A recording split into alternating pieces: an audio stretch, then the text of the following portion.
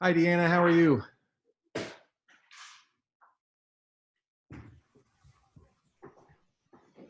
I'll imagine you nodding and saying fine. Hi, Destiny. Hi. Can you hear me? Oh, wait a minute. Yeah, I'll be better able to hear you if I turn my volume up. Try it now. Oh, okay. I said, hi, how are you? Yeah, well, sometimes the error is not on your side of things. And by the way, thank you, Deanna, for being the one single solitary person to comment on that blog post yesterday. You're welcome. Hi, Emma.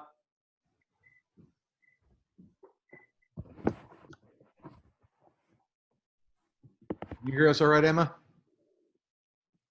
Yes, I thought it was just me. I couldn't hear anything at first. Yeah, no, it's never just you. Online, you can just figure that it's somebody else's problem until you're proven wrong. Okay.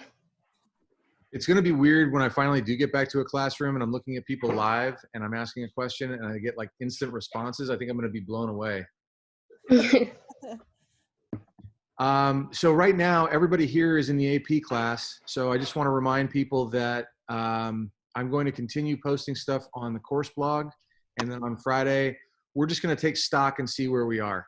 I'll know, I'm hoping a little bit more from the College Board, and I'll be able to tell you about the structure of the exam. And then we'll talk about practice and feedback and anything else people want to accomplish in what is becoming a precious few days between now and the test. I'm assuming that the three of you, I know Deanna, you're good. Destiny and Emma, are you all set with hardware and internet access? Yeah, we're good. I'm good. Okay, great. And Emma, I didn't forget the story time for the younger kids. I wanted to put up slides so that you could see the book pages clearly besides, what I'm holding up like this. Mm-hmm.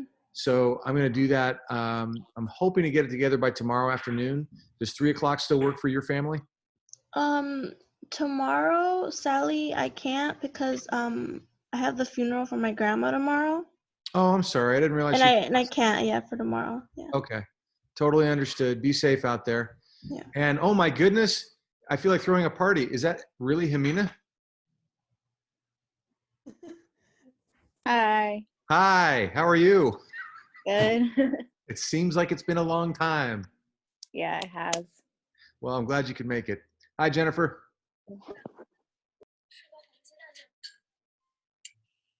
Well, I'm glad I'm a feminist. If Michael shows up, he'll wreck the curve here, but so far we're 100% women today. Hi, Lena. Hi. So I know that we've got a couple people who I haven't seen in a while. Are you able to keep up with things on the course blog? Have you looked in on the meetings? Do you want a brief synopsis of where we are in the reading? What would help you? Well, personally, me, I got caught up over the weekend. Oh, great. Okay. So I'm good with it. Okay. Anybody else have any questions about anything so far? Because we're pretty much heading into the home stretch. Between the next couple of days, we're going to wrap up, at least for the book, I mean.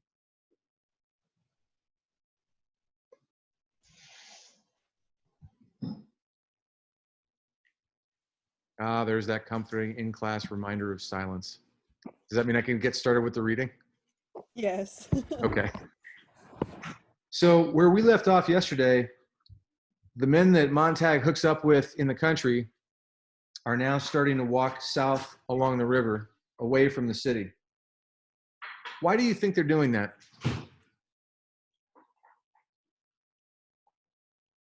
Why they're walking away from the city?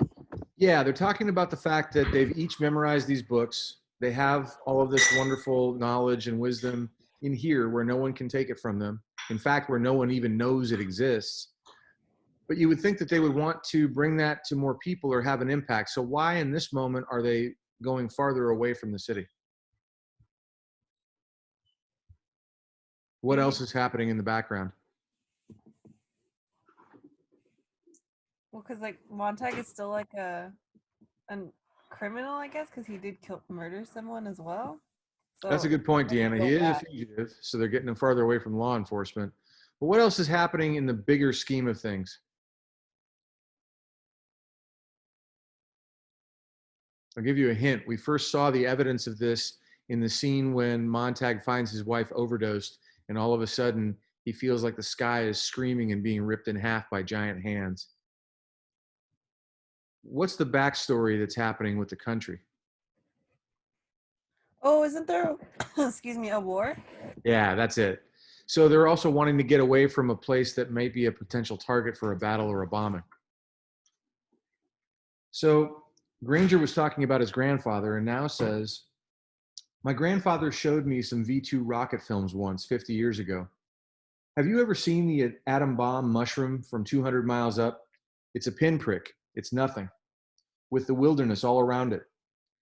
My grandfather ran off the V2 rocket film a dozen times and then hoped that someday our cities would open up more and let the green and the land and the wilderness in more, to remind people that we're allotted a little space on Earth and that we survive in that wilderness that can take back what it has given as easily as blowing its breath on us or sending the sea to tell us we are not so big. When we forget how close the wilderness is in the night, my grandpa said, someday it will come in and get us, for we will have forgotten how terrible and real it can be. Oh, I love this. Sometimes it's the things that I don't plan where my brain makes a connection and I think, oh, this is so much better than if I would have planned it in advance. Why do you think I'm so excited to read you a passage today of all days about how if we're not attentive to nature, nature will take back everything that we thought we had taken from it? What's today? Earth Day? Yeah. So people are always worried about Earth. And I've always thought, seems like Earth has been around for a lot longer than we have. And it seems like it's going to be around a lot longer than we will. So maybe what we ought to be worrying about is how we relate to Earth, how we steward nature and live within it and with it. And that's what I hear Granger talking about in this passage. It's funny because with all the coronavirus stuff, people have forgotten, I think, at least they're not talking about it as much, but things like climate change and, Greta Thunberg, all of those movements, doesn't mean it's not still happening. Granger turned to Montag. You see, grandfather's been dead for all these years, but if you lifted my skull, by God, in the convolutions of my brain, you'd find the big ridges of his thumbprint. He touched me. As I said earlier, he was a sculptor. I hate a Roman named Status Quo, he said to me. Now that's actually a joke. There was no Roman named Status Quo. Does anyone know what that phrase means? The status quo? Nobody? I don't know how to define it, but like I've heard it been used, and like when it's in context, it's almost like a social norm that like the way something's supposed to be because it's always been like that or something like that. You're so close, Deanna. You got a lot of the right ideas. It's the way that things actually are. So the status quo is how things are right now. And what Granger's grandfather is all about, and in a way, I confess, I identify with that, is thinking, that's not enough. That's not what we should settle for. This could be better. And so Granger carries that spirit of his grandfather. Stuff your eyes with wonder, he said. Live as if you'd drop dead in 10 seconds. See the world. It's more fantastic than any dream made or paid for in factories. Ask no guarantees. Ask for no security. There never was such an animal. And if there were, it would be related to the great sloth which hangs upside down in a tree all day, every day, sleeping its life away. To hell with that, he said. Shake the tree and knock the great sloth down on his ass. I think I would have liked his grandfather. Look, cried Montag. And the war began and ended in that instant. Later, the men around Montag could not say if they had really seen anything. Perhaps the merest flourish of light and motion in the sky. Perhaps the bombs were there, and the jets, 10 miles, 5 miles, 1 mile up.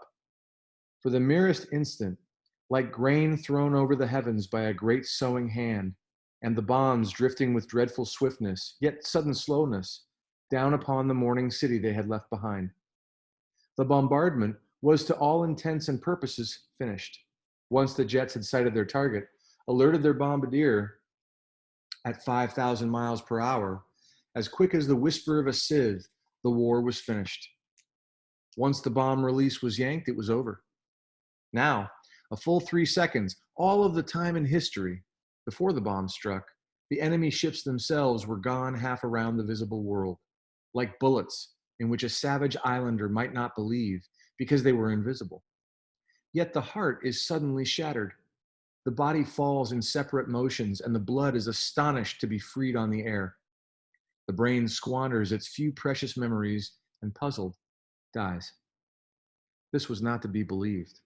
It was merely a gesture. Montag saw the flirt of a great metal fist over the far city, and he knew the scream of the jets that would follow, would say after the deed, disintegrate, leave no stone on another, perish, die.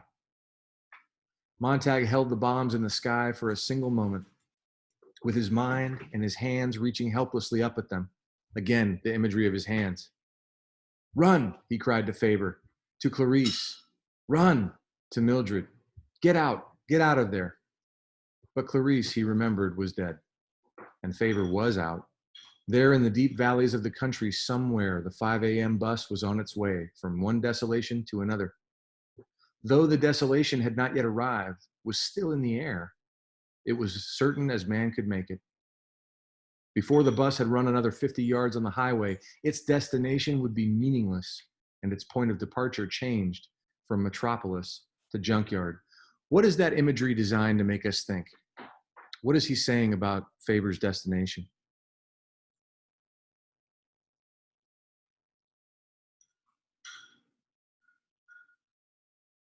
Do you remember Faber said he was on his way on a bus to St. Louis? What's going to happen to St. Louis in the next moment? Get destroyed? Yeah, it's going to be bombed. So it's going to go from metropolis, right, a big civilized city, to junkyard. Mildred, get out, run. He saw her in her hotel room somewhere now in the half second remaining with the bombs, a yard, a foot, an inch from her building. He saw her leaning toward the great shimmering walls of color and motion, where the family talked and talked and talked to her, where the family prattled and chatted and said her name and smiled at her and said nothing of the bomb that was an inch, now a half inch, now a quarter inch from the top of the hotel. Leaning into the wall as if all the hunger of looking would find the secret of her sleepless unease there. Mildred, leaning anxiously, nervously, as if to plunge, drop, fall into that swarming immensity of color to drown in its bright happiness. The first bomb struck. Mildred! Perhaps. Who would ever know? Perhaps the great broadcasting stations with their beams of color and light and talk and chatter went first into oblivion. Montag, falling flat, going down, saw or felt, or imagined he saw or felt, the walls go dark in Millie's face, heard her screaming, because in the millionth part of time left, she saw her own face reflected there, in a mirror instead of a crystal ball. And it was such a wildly empty face, all by itself in the room, touching nothing, starved and eating of itself, that at last she recognized it as her own and looked quickly up at the ceiling as it and the entire structure of the hotel blasted down upon her, carrying her with 1,000,000 pounds of brick, metal, plaster, and wood to meet other people in the hives below, all on their quick way down to the cellar, where the explosion rid itself of them in its own unreasonable way. I remember. Montag clung to the earth. I remember.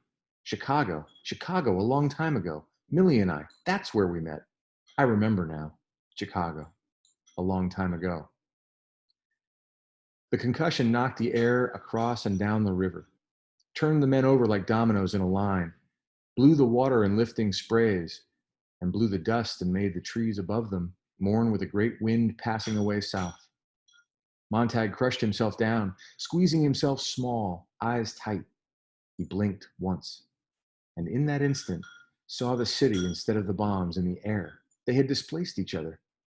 For another of those impossible instants, the city stood, rebuilt and unrecognizable, taller than it had ever hoped or strived to be, taller than man had built it, erected at last in gouts. A gout is like a fountain of shattered concrete and sparkles of torn metal into a mural hung like a reversed avalanche. 1,000,000 colors, 1,000,000 oddities, a door where a window should be, a top for a bottom, a side for a back, and then the city rolled over and fell down dead.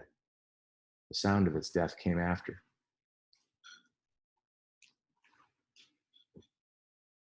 Now, in that moment, what do you think Montag is feeling?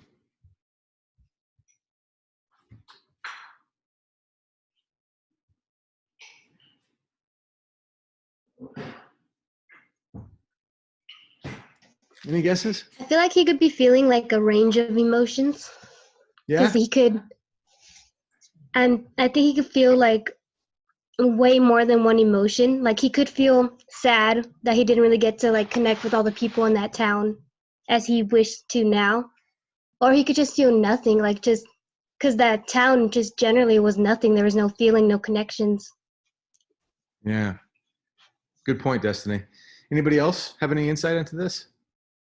I just kind of want to add, like, too, I'm confused as to what he feels because, like, after he left, he's like, oh, I don't miss Mildred. I don't feel anything for her. And then now he's like, you know, he's picturing like Mildred's death in such like a vivid way in his mind of how he thought like it was going to happen. So I can't tell now whether like he's sad because he misses Mildred or like sad that like, you know, she's probably stuck in there bombed with the rest of the city, or if like he doesn't feel anything for her at all.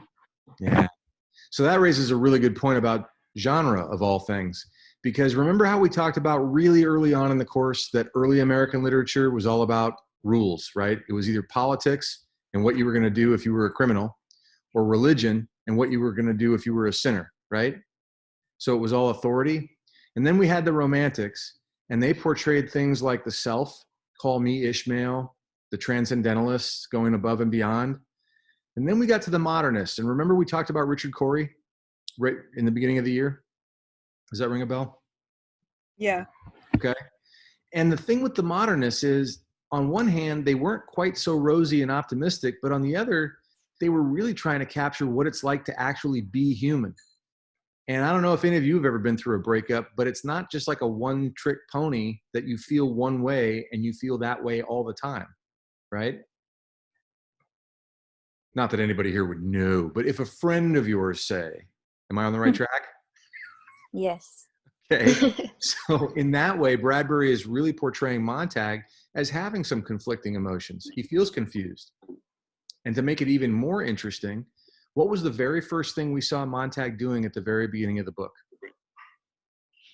Confusion. That was like, That was the he was second. confused at first, or like unfamiliar, because when he started talking to Clarice, he felt confused at the way she was acting. You're totally right. But a split second before that, in the very first scene of the book, Wasn't he burning something? yeah, and he was pretty happy and simple about it, right? Oh Yeah. yeah. So now he's watching the destruction of the entire city, but it's no longer simple for him. And it's not that he's sad, it's that he's more understanding of himself and of other people. So there's even a place in him where he can be forgiving and sort of wish that Mildred had it better. Does that make sense? Yes. Yeah. As much as anything ever does? Okay. I'm just going to read a little bit more and then we'll talk about today's post and what's next for AP. Montag lying there, eyes gritted shut with dust, a fine wet cement of dust in his now shut mouth, gasping and crying, now thought again, I remember something else. What is it? Yes, part of Ecclesiastes and Revelation. Part of that book, part of it, quick now, quick before it gets away, before the shock wears off, before the wind dies. Book of Ecclesiastes, here. He said it over to himself silently, lying flat to the trembling earth. He said the words of it many times, and they were perfect without trying, and there was no Denham's dentrifice anywhere. It was just the preacher by himself, standing there in his mind, looking at him. There, said a voice. Now, I'll read it just a little bit more, but before I do, I want to capture that moment as well. So Montag has this moment where everything else has been destroyed, but the memory of what he's read. And he realizes how impermanent all those things are. Like Faber was saying, it's not the books, like I'm pointing behind me. It's not those things. It's what I take from them and keep for myself that becomes important. And it's almost like, have you ever awakened from a deep sleep and you had the dream when you woke up, but the more you told yourself to hang on to it, the more it slipped away? Yeah. That's the sense I get from Yeah. Montag in this scene. I'm sorry, what were you going to say? Oh no, I was just agreeing. Okay. So the men lay gasping like fish laid out on the grass. They held to the earth as children hold on to familiar things, no matter how cold or dead, no matter what has happened or what will happen. Their fingers were clawed into the dirt, and they were all shouting to keep their eardrums from bursting. to keep their sanity from bursting. Mouths open, Montag shouting with them, a protest against the wind that ripped their faces and tore at their lips, making their noses bleed. Montag watched the great dust settle, and the great silence move down upon their world. And lying there, it seemed that he saw every single grain of dust and every blade of grass, and that he heard every cry and shout and whisper going up in the world now. Silence fell down in the sifting dust, and all the leisure they might need to look around to gather the reality of this day into their senses. Montag looked at the river. We'll go to the river. He looked at the old railroad tracks, or we'll go that way. Or we'll walk on the highways now, and we'll have time to put things into ourselves. And someday, after it sets in us a long time, it'll come out, our hands and our mouths. And a lot of it will be wrong, but just enough of it will be right. We'll just start walking today and see the world and the way the world walks around and talks, the way it really looks. I want to see everything now. And while none of it will be me when it goes in, after a while, it'll all gather together inside, and it will be me. Look at the world out there. My God, look at it out there, outside me, out there beyond my face. And the only way to really touch it is to put it where it's finally me, where it's in the blood, where it pumps around 1,000, 10 times 1,000 a day. I'll get hold of it so it'll never run off. I'll hold on to the world tight someday. I've got one finger on it now. That's a beginning. When I read that, it immediately says learning to me. Because if you think about our process, now ordinarily when you read a book, you probably wouldn't be reading it sentence by sentence with me. But even still, the first time you read it or hear it, it's somebody else's book. First time I read this book was years and years and years ago. Every time I read it, I feel differently because I'm different, but I also feel like the more I read it, the more it becomes a part of my thinking, and I can pick and choose which parts make sense. And that way, when it comes time to say, I don't know, write about it or share my own thinking about it, I can do it in such a way that when people see it, they go, oh, well, he's not just summarizing a plot. He's actually analyzing it and telling me what he thinks. So in a way, Montag is demonstrating the highest form of what all these classes are designed to get you to practice.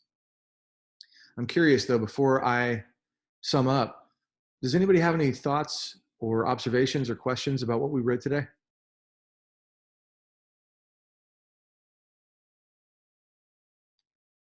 So like, wait, so Montag, like, all that was like happening inside his head while the bombs were going off over there at the city? Yeah. Okay. So the bombs were about to go off, and he was imagining what it would be like to have the bombs like a foot, an inch, a quarter inch away. And then after the explosion, in that one moment, he saw the city like suspended in air that had just blown up. And if you've ever seen buildings after an earthquake where like the whole building's off and the whole thing looks like a dollhouse, it's weird. It's real, but it's not real. And then afterwards, the shock wave comes through. They're all covered with dust. And now he's like, like patting himself and going, okay, whoa, I'm in shock, but what do I actually have now that everything else is gone?